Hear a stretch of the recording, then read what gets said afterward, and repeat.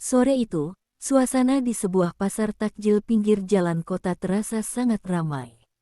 Bulan Ramadan selalu membawa keramaian yang berbeda.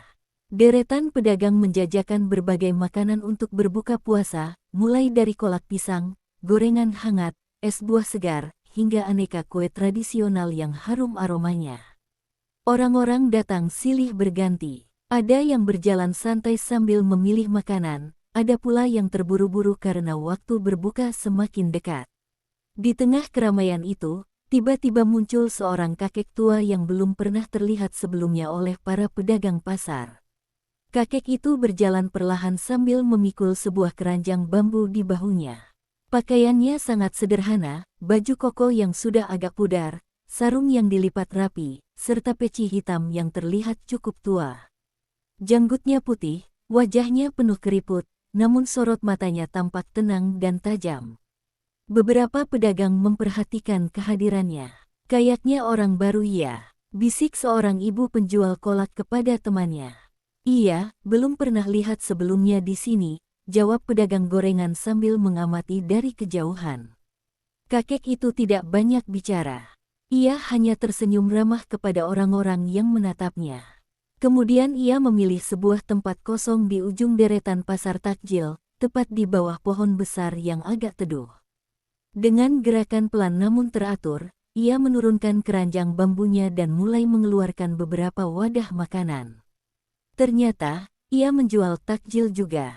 Namun berbeda dengan pedagang lain yang penuh variasi, dagangan kakek itu sangat sederhana.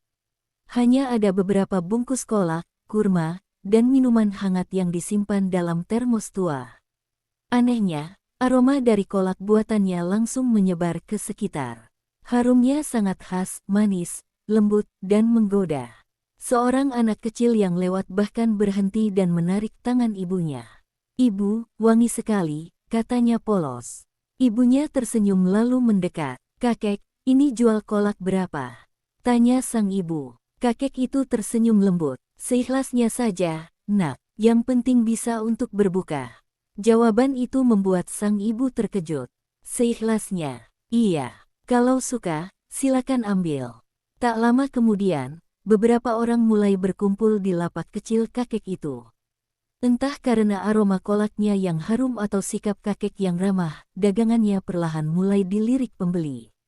Namun dari seberang pasar, beberapa pria bertubuh besar sedang memperhatikan kejadian itu. Mereka adalah preman yang selama ini menguasai area pasar takjil tersebut. Pemimpin mereka, seorang pria bertato dengan wajah garang bernama Randy, menyipitkan mata saat melihat kerumunan kecil di lapak kakek tua itu. "Siapa itu orang tua?" tanyanya dengan nada curiga. Salah satu anak buahnya mengangkat bahu. "Kayaknya pendatang baru, Bang."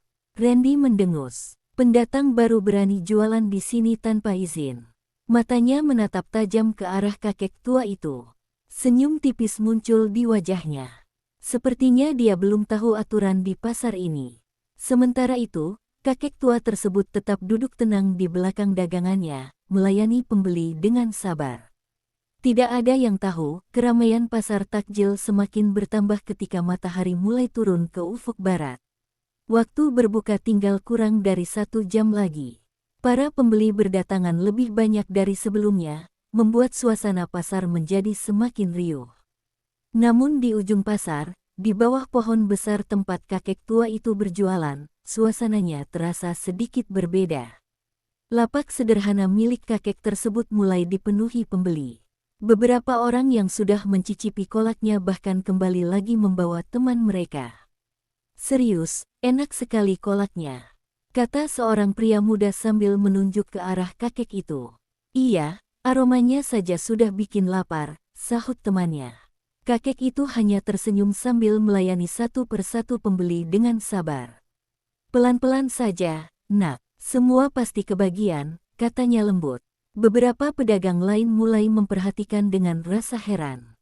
"Ibu lihat nggak, dagangan kakek itu cepat sekali habis," bisik seorang penjual es buah. "Iya, padahal baru jualan hari ini," jawab pedagang lain.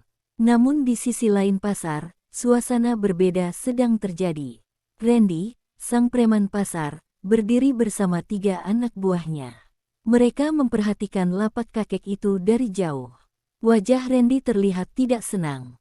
"Lihat itu," katanya sambil menunjuk. Itu orang tua baru datang tapi langsung ramai pembeli. Salah satu anak buahnya tertawa kecil. "Mungkin makanannya enak, Bang." Randy menatap tajam. "Bukan itu masalahnya." Ia menepuk bahu anak buahnya. "Di pasar ini ada aturan. Semua pedagang harus bayar uang keamanan." Anak buahnya mengangguk. "Betul, Bang." Randy menyeringai. "Dan orang tua itu belum bayar apapun." Tanpa berkata lagi, Randy mulai berjalan menuju lapak kakek tersebut. 3 anak buahnya mengikuti di belakang dengan langkah santai namun penuh intimidasi. Beberapa pedagang yang melihat mereka langsung saling berpandangan. "Waduh, Randy datang," bisik seorang pedagang gorengan. "Kasihan kakek itu, pasti belum tahu aturan di sini," sahut yang lain. Suasana di sekitar lapak kakek itu perlahan menjadi tegang. Namun anehnya, kakek tua itu tetap terlihat tenang. Ia masih sibuk menuangkan kolak ke dalam mangkuk untuk seorang pembeli. Tak lama kemudian, bayangan tubuh besar Randy sudah berdiri tepat di depan lapaknya. Randy menatap dagangan itu sebentar, lalu memandang wajah kakek tersebut dengan tatapan meremehkan. "Wah, ramai juga ya jualannya," katanya dengan nada sinis. Beberapa pembeli langsung menyingkir pelan-pelan, tidak ingin terlibat masalah. Kakek itu mengangkat kepala dan menatap Randy dengan senyum ramah. "Iya, Nak. Alhamdulillah ada saja yang membeli." Randy sedikit terkejut mendengar cara kakek itu memanggilnya. Namun ia segera mengeraskan wajahnya lagi. "Kakek baru di sini, ya?" "Iya," jawab kakek itu tenang. "Baru datang hari ini." Randy menyilangkan tangan di dada. Kalau begitu, kakek pasti belum tahu aturan pasar ini. Kakek itu menatapnya dengan tatapan tenang. "Memangnya ada aturan apa, Nak?" Randy tertawa kecil. "Aturannya sederhana." Ia sedikit mencondongkan badan. "Semua pedagang di sini harus bayar uang keamanan." Anak buahnya ikut tersenyum sinis di belakangnya. Beberapa pedagang lain hanya bisa menonton dari jauh dengan wajah khawatir. Randy menatap gelas minuman hangat yang disodorkan kakek itu. Uap tipis mengepul dari permukaannya, membawa aroma jahe dan gula aren yang harum. Namun bukannya menerima dengan senang hati, wajah Randy justru mengeras. "Jangan mengalihkan pembicaraan, Kek," katanya dengan nada dingin. Ia mendorong gelas itu sedikit menjauh dari dirinya. "Kakek dengar tidak yang saya bilang tadi?" Kakek itu tetap tersenyum lembut. "Tentu saya dengar, Nak," jawabnya tenang. "Katanya semua pedagang harus bayar uang keamanan." Randy mengangguk pelan. "Betul." Ia menatap keranjang dagangan kakek itu. "Dan kalau mau jualan di sini, kakek juga harus ikut aturan."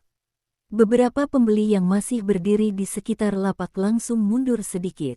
Mereka tahu persis bagaimana biasanya Randy memperlakukan pedagang yang tidak mau membayar. Namun kakek itu justru menghela napas pelan. "Pasar ini milik siapa, Nak?" tanyanya tiba-tiba. Pertanyaan itu membuat Randy mengerutkan kening.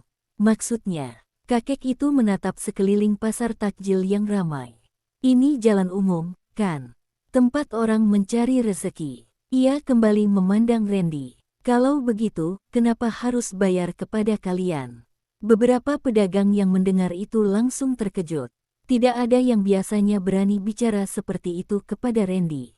Wajah Randy berubah seketika. "Jadi kakek menolak," katanya pelan namun penuh tekanan. Kakek itu tetap tenang. "Saya hanya pedagang kecil, Nak. Dagangan saya juga tidak banyak." Ia menunjuk keranjang bambunya. "Kalau masih ada yang ingin membeli, silakan. Tapi kalau harus bayar uang seperti itu, saya tidak punya." Ucapan itu membuat anak buah Randy mulai bergerak maju.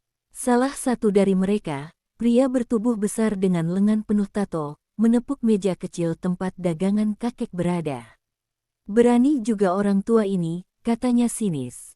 "Sudah dikasih tahu aturan, masih banyak alasan." Beberapa mangkuk kolak hampir terguncang karena tepukan keras itu. Namun kakek tersebut tidak terlihat panik sama sekali. Ia hanya memegang salah satu mangkuk agar tidak jatuh. Kemudian ia memandang pria bertato itu dengan tatapan lembut. Hati-hati, nak, nanti tumpah. Pria itu justru tertawa mengejek. Kalau tumpah, ya kakek buat lagi saja. Randy mulai kehilangan kesabaran. Ia membungkuk sedikit, menatap langsung ke wajah kakek itu. Dengar baik-baik, katanya dengan suara rendah. Kalau kakek tidak bayar, kakek tidak boleh jualan di sini. Beberapa detik suasana menjadi sangat sunyi. Orang-orang hanya menonton dari kejauhan. Namun kakek tua itu tetap duduk dengan punggung tegak. Ia memandang Randy dengan mata yang tenang, seolah tidak sedikit pun merasa takut. Kemudian ia berkata pelan, "Rezeki itu datang dari Tuhan, nak." Kalimat sederhana itu justru membuat Randy semakin kesal. Ia tiba-tiba menendang salah satu keranjang bambu di samping lapak. Brak! Randy menyeringai setelah menendang keranjang bambu kakek itu. Kurma-kurma berserakan di tanah, membuat beberapa orang di sekitar hanya bisa menatap dengan rasa tidak enak.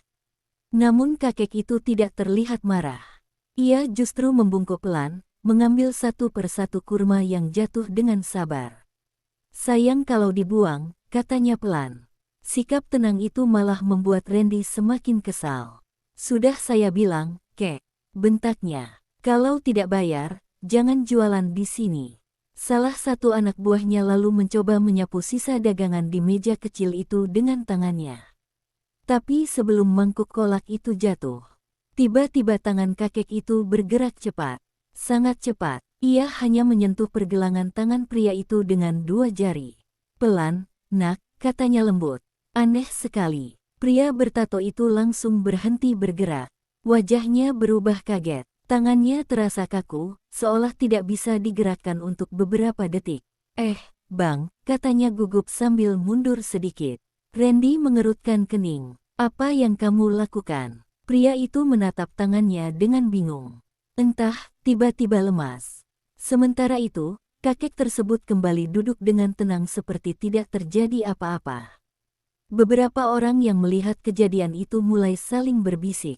Mereka tidak mengerti apa yang baru saja terjadi. Namun satu hal mulai terasa jelas.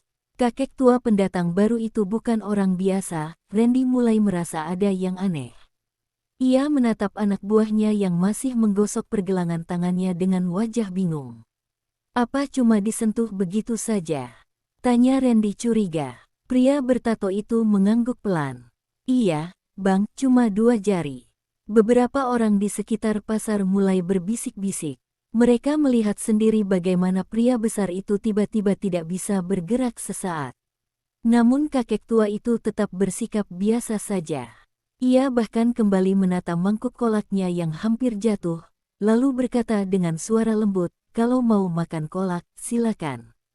Tapi jangan merusak dagangan orang."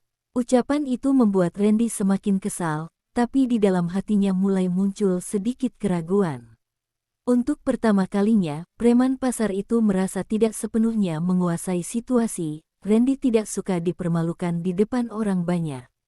Apalagi hanya oleh seorang kakek tua. Ia melangkah lebih dekat dengan wajah yang mulai memerah karena marah. "Jangan coba-coba main trik di depan saya, kek," katanya dengan nada keras. Beberapa anak buahnya ikut maju, mencoba mengepung lapak kecil itu. Namun kakek tersebut tetap duduk tenang, seolah tidak terpengaruh oleh ancaman di sekelilingnya. Ia hanya menutup termosnya dengan pelan, lalu berkata dengan suara lembut, "Saya tidak mencari masalah, nak. Saya hanya ingin berjualan dengan tenang." Ucapan itu justru membuat Randy semakin tersinggung. Ia mengepalkan tangannya.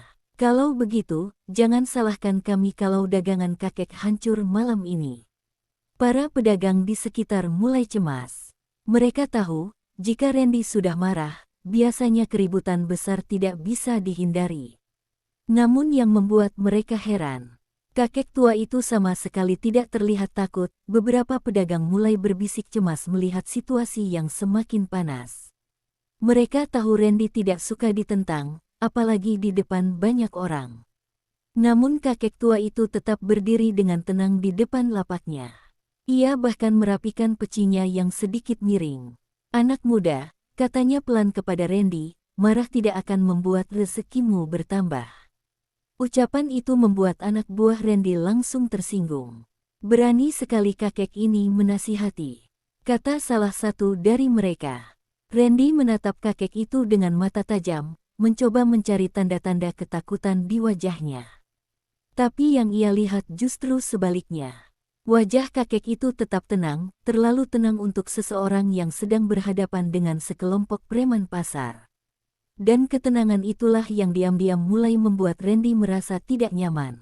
Angin sore bertiup pelan di pasar takjil itu, namun suasana terasa semakin panas. Orang-orang yang tadinya sibuk membeli makanan kini mulai memperhatikan keributan di ujung pasar. Beberapa pembeli bahkan memilih menjauh, khawatir akan terjadi perkelahian. Randy menatap kakek itu dengan kesal. Terakhir kali saya bilang, katanya dengan suara berat. Bayar uang keamanan, atau pergi dari sini. Kakek tua itu tidak langsung menjawab. Ia hanya menutup keranjang bambunya dengan pelan, lalu berdiri menghadap Randy. Tatapannya tetap tenang. Saya tidak ingin pergi, katanya sederhana. Dan saya juga tidak ingin bertengkar. Anak buah Randy tertawa mengejek.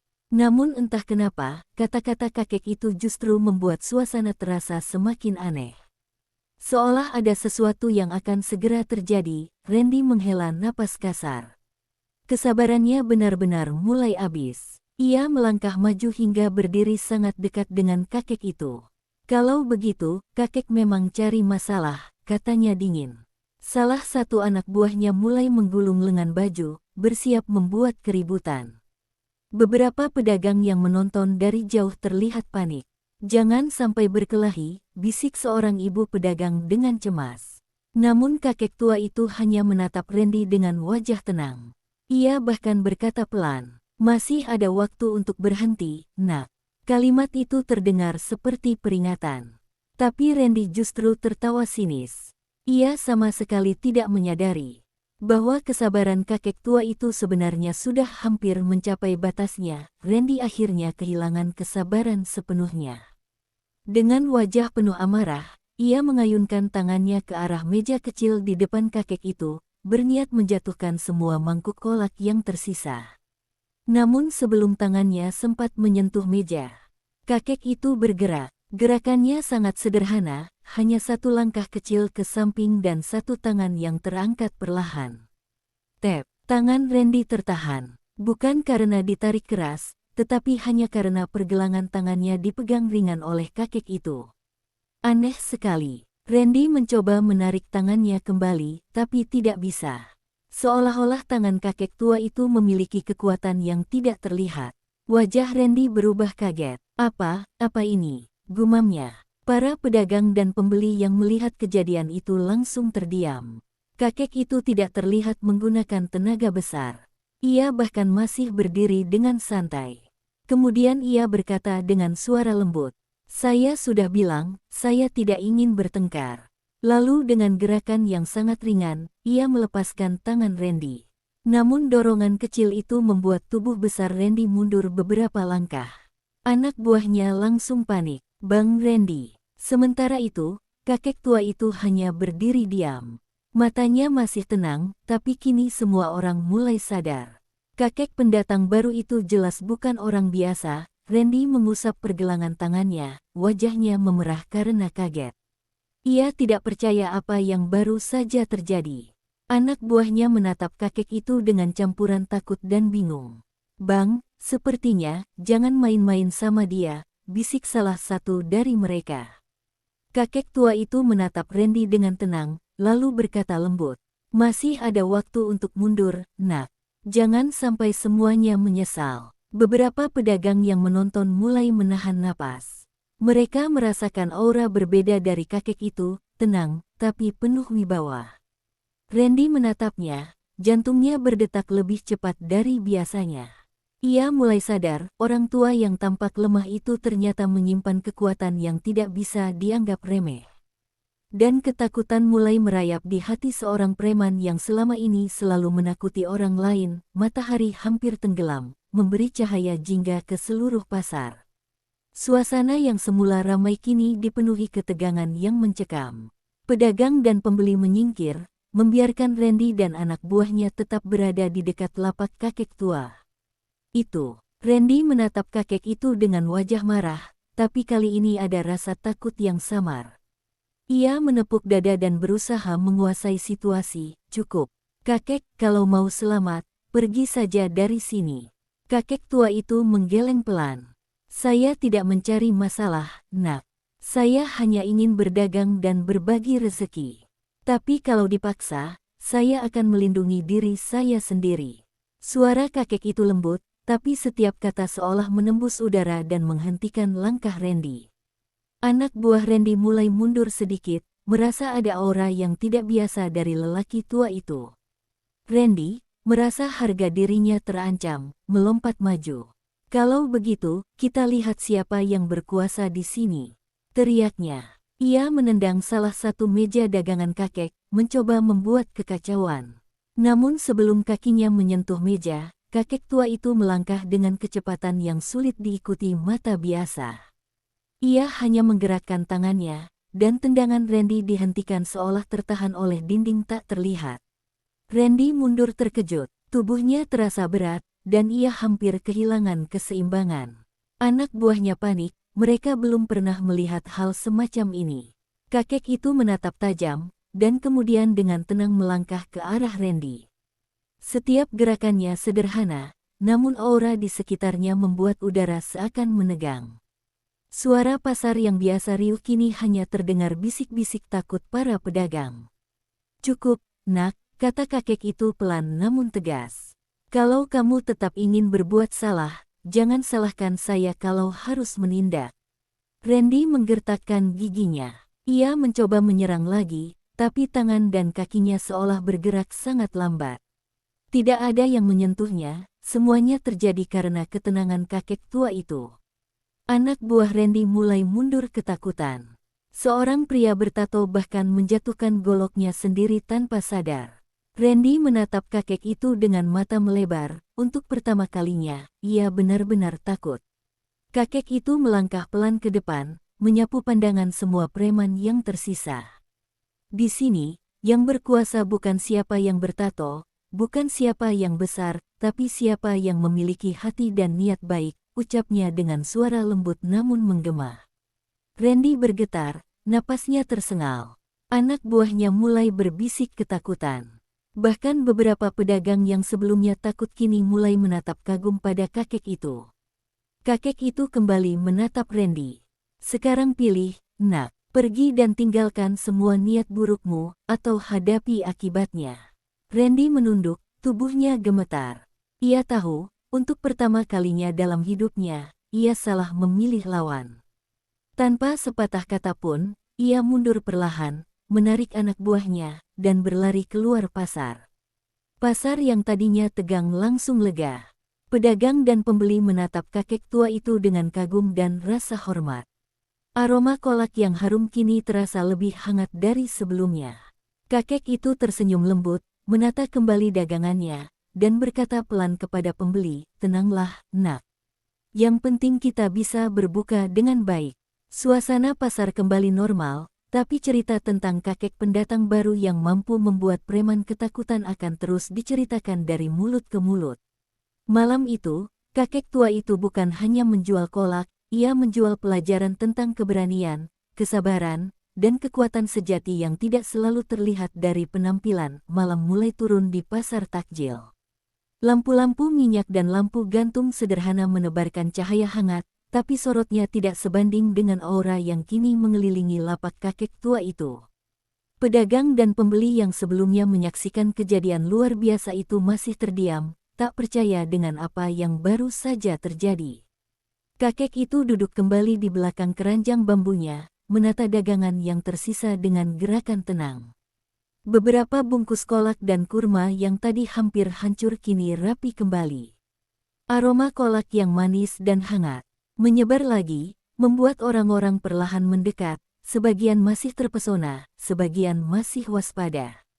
Seorang pedagang muda, yang biasanya paling berani menentang preman, menghampiri kakek itu dengan rasa kagum. "Kakek, bagaimana bisa menahan mereka hanya dengan satu gerakan?" tanyanya dengan suara bergetar. Kakek tua itu tersenyum lembut, menepuk bahu anak muda itu. "Hanya orang yang tenang dan yakin dengan niatnya bisa menghadapi kekuatan tanpa harus menggunakan kekerasan," jawabnya bijak. "Kadang, kekuatan terbesar bukan terlihat dari otot atau senjata, tapi dari hati yang benar." Cerita itu segera menyebar ke seluruh penjuru pasar. Pedagang-pedagang lain mulai mendekat, beberapa menunduk hormat, beberapa tersenyum kagum. Bahkan pembeli yang menonton dari jauh mulai menceritakan kejadian itu ke teman-temannya. Dalam satu malam, kakek pendatang baru itu berubah dari orang asing menjadi sosok legenda di pasar takjil. Randy dan anak buahnya menghilang dari pasar. Malam itu mereka pulang dengan rasa takut yang belum pernah mereka rasakan sebelumnya. Sejak saat itu, tak seorang pun preman berani mengusik lapak kakek itu. Nama kakek tua itu perlahan menjadi perbincangan, kakek pendatang baru yang membuat preman takut, tapi tetap ramah pada orang-orang. Kakek itu kembali melayani pembeli dengan senyum tenang. Setiap orang yang datang membeli kolak atau kurma merasakan sesuatu yang lebih dari sekadar makanan manis. Mereka merasakan ketenangan, kehangatan, dan rasa hormat. Anak-anak tersenyum, orang tua terharu, dan pedagang yang awalnya skeptis mulai belajar satu pelajaran penting: kebaikan dan ketenangan bisa lebih kuat daripada kekerasan. Sejak malam itu, pasar takjil itu bukan hanya tempat mencari makanan untuk berbuka puasa. Ia menjadi tempat di mana legenda kakek tua pendatang baru lahir, legenda tentang keberanian yang tenang, kekuatan yang tersembunyi, dan hati yang tulus. Orang-orang mulai menyebutnya dengan hormat, kakek takjil sakti. Dan meskipun banyak yang penasaran dengan asal-usulnya, kakek itu tetap sederhana. Ia hanya tersenyum, menata dagangannya, dan berkata kepada siapapun yang membeli, "Yang penting, nak, mari berbuka dengan hati yang tenang."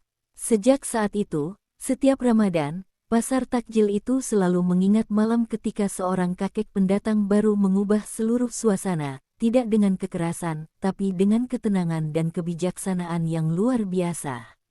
Legenda itu hidup, dan kisah kakek tua itu terus diceritakan dari generasi ke generasi, menginspirasi setiap orang yang pernah melihatnya.